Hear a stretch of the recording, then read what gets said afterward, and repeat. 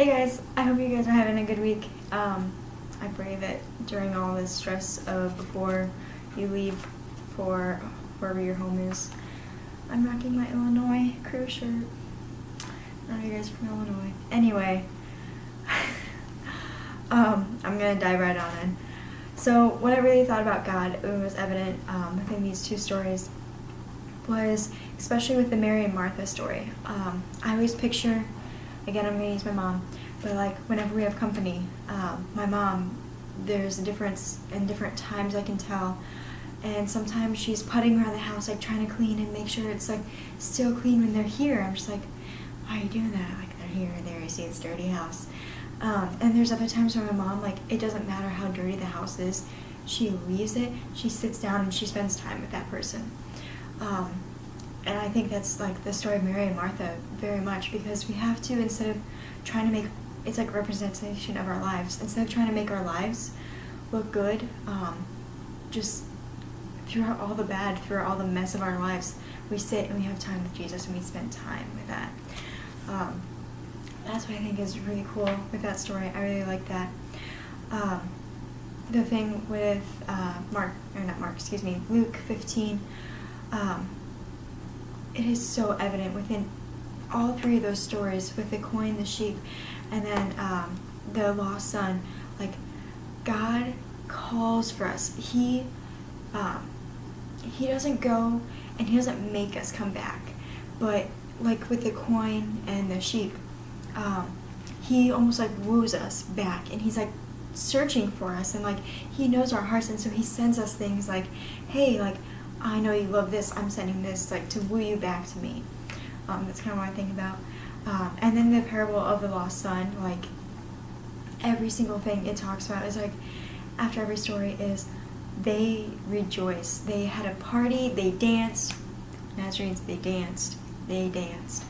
And they were like, what was lost is now here, rejoice. So all of the angels came. It says, there's joy in the presence of the angels of God over one sinner who repents. There is a party up in heaven just because one person repents. One person turns back from what they were doing back to God. What this shows about with people, especially with the story of like things getting lost, is we get lost. We all the times like turn a different way. We will spit in our Father's face. We will wish that he was dead and didn't want anything to do with him. Going back to God, like, that just shows how much he cares. But with us, then we realize, like, there is nothing better than what I had. There is nothing better than my Father. And then one of the things, it says in verse 29 of chapter 10, that the man who's asking Jesus, like, who's my neighbor? It says before that, the man was wanting to justify himself, so he asked that. And it's like, why do we try to justify ourselves in front of God? Why do we even do that?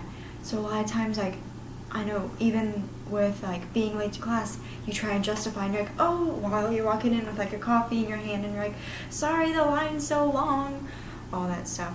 We try to justify ourselves so much instead of just taking what God says and taking it as it is. We try to find loopholes all the time. It frustrates me. One thing I noticed about like creation within that is with the story of all the things that were lost and then found. When things do get lost, we are called to celebrate with other people. We are called to go and be like, hey, this is what happened in my life. It was lost. Do you remember?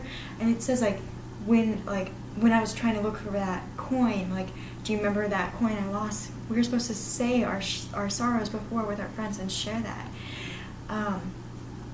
Oops, that's also a life purpose. I got ahead. So life purpose. Yeah, we're supposed to share not only our sorrows but our rejoice. We'd be like, hey, that thing that I was telling you that I lost, like, for instance, it was probably about a month ago. I wear like the little arch supporting socks. Yeah, I like them. And I was doing laundry and I lost one, and I was like, well, this is awful. I can't wear just one sock with a regular sock because those socks are quite expensive and I don't have money. And so I was like, man, I can't just wear that one sock with a regular sock. Like, this is dumb. And so I put it on my desk as a reminder of how much of a failure I was of doing laundry. And so that was sad.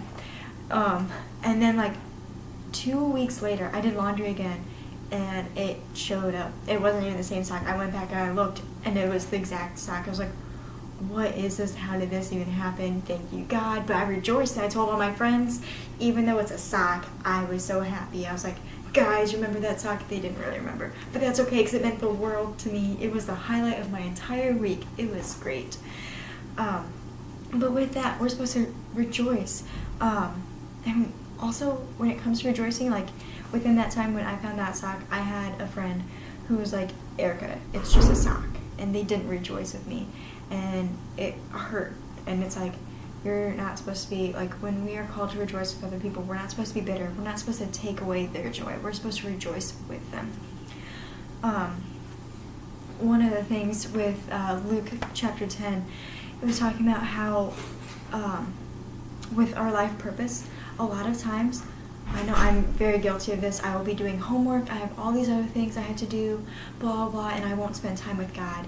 And we, so many times, just put around and don't just fully embrace in the time that we have with our God. And it's such a wonderful thing that we're able to do. So, make sure you do have time to take for the Lord a lot, because He's done a lot for you, and He likes you, and likes you a lot more than a lot of other people around here. That sounds really harsh. I don't know how to end this. I suck at ending things. So yeah, that's my points.